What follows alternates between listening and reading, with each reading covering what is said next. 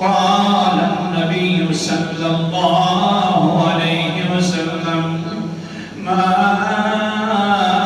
أكل أحد طعاما قط خيرا من أن يأكل من عمل يده فإن نبي الله داود عليه الصلاة والسلام كان يأكل من عمل يده. اللہ کے رسول علیہ السلام نے فرمایا سب سے زیادہ بہتر انسان وہ ہے، سب سے زیادہ عزت والا انسان وہ ہے کہ جس کی عزت اسی میں ہے کہ وہ مزدوری کر کے کھاتا ہے.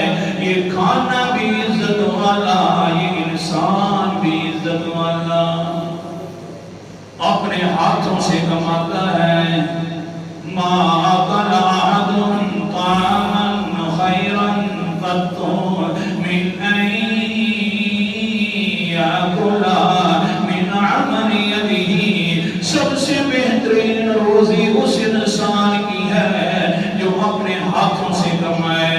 اللہ اکبر کبیرہ. اللہ کے رسول نے آگے ایک دلیل بھی پیش فرمائی.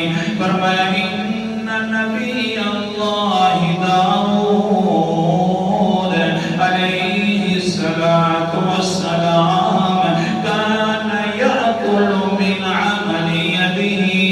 ایک اونچا نبی حضرت داؤد علیہ السلام آئے تھے، وہ اپنے ہاتھوں سے کما کر مزدوری کر کے کھانا کھایا کرتے تھے. نبی بھی اونچا نبی ہے، اس کا پیشہ بھی بڑا